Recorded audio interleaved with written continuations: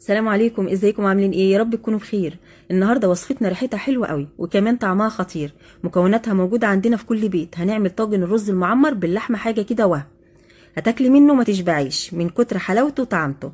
مفلفل لونه جميل واللحمه مستويه كهرمان من غير ما تعملي جنبه اي حاجه، هو لوحده كفايه مع شويه سلطه وشويه شيبسي حدوته. هنعمله في طاجن واحد، يعني سهل وبسيط وسريع والطعم حكايه. يلا نسمي الله ونصلي على الرسول ونبدا على طول. في طاجن او صينيه او بايركس هحط معلقه من السمنه البلدي وهدهن الطاجن بتاعي بالشكل ده.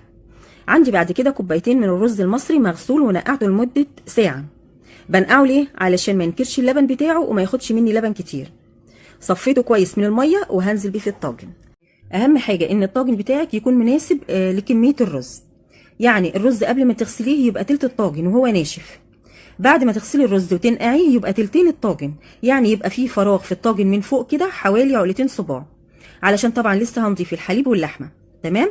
هبتدي بقى اتبل الرز وهحط عليه معلقه صغيره مليانه من الملح، وكمان معلقه صغيره مليانه من فلفل الاسود. لو مش حباه ما تحضفيهوش، مفيش مشكله، بس هو بيدي طعم رهيب للرز. ولو بتحبي الاكل سبايسي زودي من الفلفل الاسود، حطي معلقه كبيره. هيغير لونه شويه، هيغمقه شويه، بس هيبقى طعمه خطير.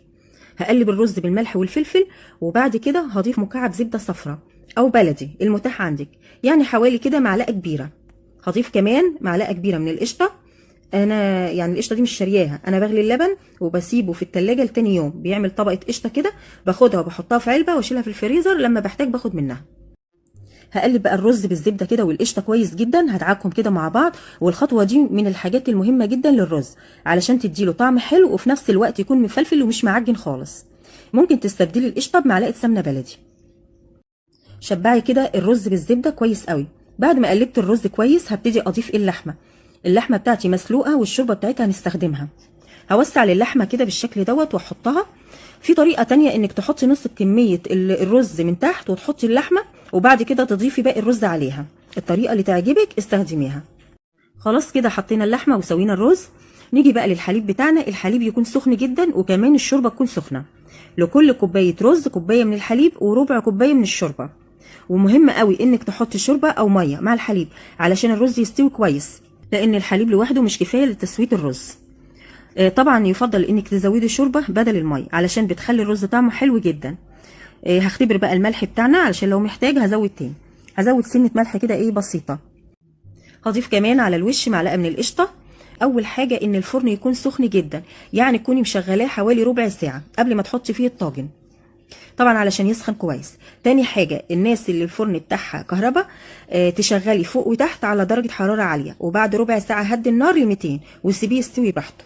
اما فرن الغاز هنشغل الشوايه مع الفرن على درجه حراره عاليه 220، ونحط الطاجن تحت الشوايه زي ما انتم شايفين كده، علشان القشطه تبتدي تفور وتاخد لون حلو من على الوش.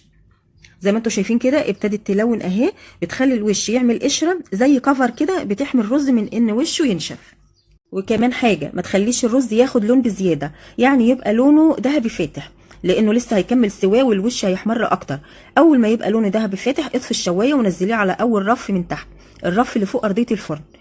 وسيبيه لما يستوي براحته، بياخد حوالي ساعه الا ربع وبيطلع معاكي بالجمال ده. شايفين ما شاء الله الوش جميل، شكله تحفه. نشوف كده الرز من جوه شكله ايه. بسم الله ما شاء الله، الرز مفلفل وجميل مش معجن خالص، وطعمه والله في منتهى الجمال. لو جربتيه هتعمليه على طول. وكمان اللحمه بتاعتنا مستويه زي الكهرمان، زبده خالص. جربيه ان شاء الله هيعجبك.